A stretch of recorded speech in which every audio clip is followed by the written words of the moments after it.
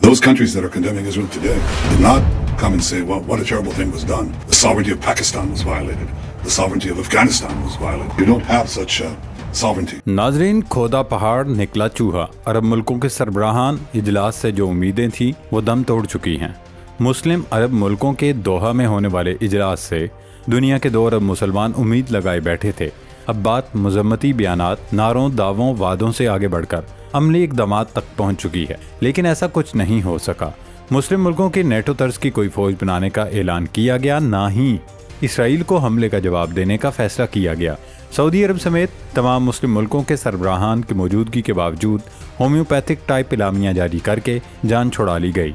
पिछले हफ्ते कतर पर किए जाने वाले इसराइली हमले के बाद एक तासुर कायम हुआ था कि अब शायद मुस्लिम अरब मुल्कों की सोई हुई गैरत जाग गई है और वो ख्वाब गफलत से बेदार हो गए हैं। लेकिन दोहा इजलास के इलामिया ने पूरी उम्मत को एक बार फिर मायूस कर दिया। हालांकि इस इजलास में न सिर्फ सऊदी अरब बल्कि यूएई, उर्दन, कुवैत समेत तमाम खलीजी मुल्क शामिल थे।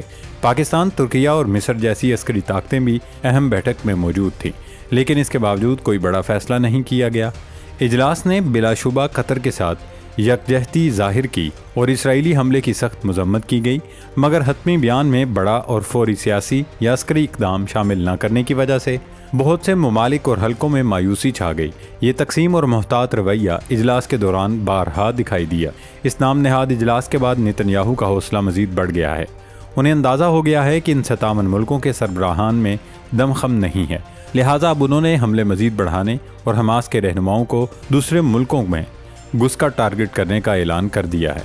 अब कवी इम्कान है कि हमास रहनुमाओं की आड़ में अगला हमला यकीनी तौर पर तुर्किया पर किया जाएगा। सिर्फ तुर्किया ही नहीं बल्कि पाकिस्तान भी सियोनी लॉबी की आंखों में कांटा बनकर चुभ रहा है। इस्राएली वज़ीर-ए-आज़म नेतन्याहू ने एक बार फिर अपनी प्रेस कॉन्फ्रेंस में पाकिस्तान का जिक्र किया। नेतन्याहू ने पाकिस्तान का जिक्र करते हुए कहा, जो ममालिक दहशतगर्दों को पनाहगाहें फराहम करते हैं उनकी कोई खुद मुख्तारी नहीं होती। दोस्तों, अमरीकी किरदार और उसकी शफाफियत पर भी सवालात उठ रहे हैं। अमरीका की जानिब से मुसलसल और बार बार एक ही गर्दान की जा रही थी कि वो इसराइल के कतर पर हमले से लाइल्म थे, लेकिन गुज़श्ता रोज़ होने वाले होम्योपैथिक इजलास के बाद अमरीका भी खुलकर सामने आ गया है। अमरीकी मीडिया ने दावा किया है कि इसराइल ने कतर पर हमले से पहले अमरीका को इत्तलात दे दी थी। इस तजाद ने अमरीकी हिकमत अमली और इलाकाई शराकतदारी पर शुबहात बढ़ा दिए हैं। ईरान के सदर ने मुस्लिम दुनिया से यकजा होने और सख्त रद्द अमल इख्तियार करने का मुतालबा किया है। दोस्तों, इस वक्त मसला ये है कि ताकतवर बयानात और जज्बाती तकारीर अगर इनफरादी और गैर मरबूत रह जाएं तो वो बेअसर रहती हैं। नाज़रीन, एक तरफ कतर समेत अरब मुल्कों ने डर, खौफ या अनदेखे दबाव की वजह से इसराइल पर हमला करने का फैसला नहीं किया, लेकिन तमाम मुल्क ज़ुबानी कलामी बड़े बड़े दावे करते रहे। अमीर कतर शेख तमीम बिन हमद अल-थानी ने अरब इस्लामी सरबराहों के हंगामी इजलास से खिताब में कहा, इसराइल ने इंसानियत के खिलाफ जुराइम में तमाम हदें पार कर ली। उन्होंने ग्रेटर इसराइल के एजेंडे की मजम्मत करते हुए उसे आलमी अमन के लिए ख़तरा करार दिया। कतर समेत तमाम मुल्कों की जानिब से भड़की दावे और लंतुरानियाँ तो ज़रूर मारी गईं, लेकिन सवाल ये है कि इस इजलास के बाद अमली तौर पर क्या बदला। ना तो किसी मुश्तरका फ़ौज के क़याम का ऐलान हुआ, ना इसराइल के खिलाफ किसी बाइकाट, पाबंदी या सख्त अमली इक़दाम का फ़ैसला सामने आया। यानी ज़ुबानी दावे तो बुलंद हैं, लेकिन अमली इक़दामात सिफर हैं। ये रवैया ज़ाहिर करता है कि मुस्लिम दुनिया अब भी दबाव, खौफ और अपने अपने मफादात के हिसार में जकड़ी हुई है। बयानात की गूंज शायद वक्ती तौर पर अवामी जज्बात को ठंडा करने के लिए काफ़ी हो, लेकिन ये इसराइल के लिए किसी किस्म का हकीकी ख़तरा नहीं बनती। इसीलिए कहा जा सकता है कि इजलास का इख्तिताम अमली फ़ैसलों की बजाय सिर्फ बड़कों और लफ्ज़ी मजम्मत पर हुआ, और यही चीज़ नेतन्याहू जैसे लीडर्स को मज़ीद जारियत पर उकसा रही है। नाज़रीन, अरब मुल्क इस इजलास के बाद इसराइली वज़ीर-ए-आज़म नेतन्याहू ने प्रेस कॉन्फ्रेंस में पाकिस्तान और अफ़गानिस्तान की मिसालें देते हुए कहा, जो ममालिक दहशतगर्दों को पनाहगाहें फराहम करते हैं उनकी कोई खुद मुख्तारी नहीं होती। उन्होंने ये बात मकबूजा बैतुल मक़दस में अमरीकी सेक्रेटरी खारजा मार्क रूबियो के हमरा मुश्तरका न्यूज़ कॉन्फ्रेंस में की। उनका कहना था, 11 सितंबर के बाद अमरीका ने अलकायदा को अफ़गानिस्तान में और उसामा बिन लादेन को पाकिस्तान में मिलने वाले महफूज ठिकानों के खिलाफ कार्रवाई की। उन्होंने कहा, अमरीका ने अलकायदा को अफ़गानिस्तान में दी गई पनाहगाहों के खिलाफ बहुत बहादुरी से कार्रवाई की। इसी तरह पाकिस्तान में सबसे बड़े दहशतगर्द बिन लादेन को दी गई पनाह के खिलाफ भी कार्रवाई की गई। नाज़रीन, अरब मुल्कों की कमज़ोरी और बेअमली ने नेतन्याहू का हौसला मज़ीद बढ़ा दिया। زبانی کلامی دعووں کے بعد ان کا حوصلہ اتنا بڑھ چکا ہے کہ وہ پاکستان جیسے ایٹمی ملک پر زبان درازی کر رہے ہیں اور دھمکیاں دے رہے ہیں۔ نیتن یاہو کا پاکستان اور افغانستان کو دہشت گردوں کی پناہ گاہ قرار دینا اور امریکی مثالیں دے کر دھمکیاں دینا دراصل یہ پیغام ہے کہ اسرائیل اب کسی بھی حد تک جا سکتا ہے۔ انہوں نے حماس رہنماؤں کو دنیا بھر میں ٹارگٹ کرنے کا اعلان کر دیا ہے۔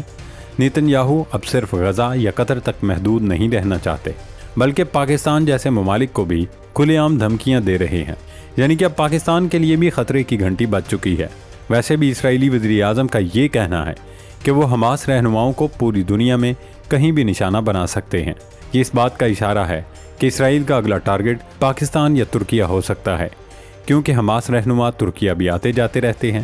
جہاں تک پاکستان کا تعلق ہے تو پاکستان کا ذکر بار بار کیا جانا بھی اس طرف اشارہ ہے کہ نیتن یاہو اینڈ کمپنی اب پاکستان کے ساتھ سینگ پھنسانے کی کوشش کرے گی، کیونکہ اسرائیل کو بھی اندازہ ہو گیا کہ پوری امت میں صرف ترکیہ اور پاکستان واحد ایسے ملک ہیں جو گریٹر اسرائیل کی راہ میں رکاوٹ ڈال سکتے ہیں اور صہیونی ریاست کو ناکوں چنے چبوا سکتے ہیں۔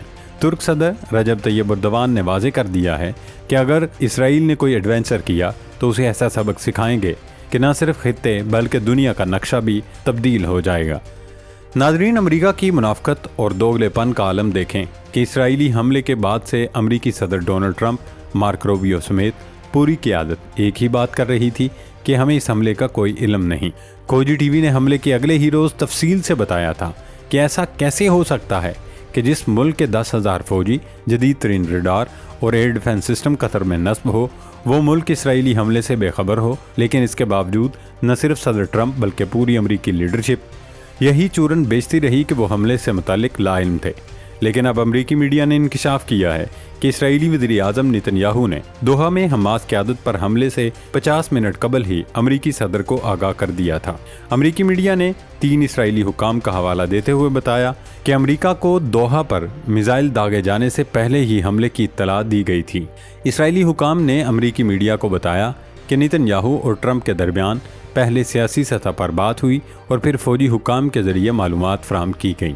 اسرائیلی حکام کا کہنا ہے کہ امریکہ صرف دکھاوا کر رہا ہے، اگر صدر ٹرمپ چاہتے تو حملہ روک سکتے تھے، لیکن انہوں نے ایسا نہیں کیا، اور اگر ٹرمپ اس حملے کی مخالفت کرتے تو اسرائیل قطر پر حملے کا فیصلہ ترک کر دیتا۔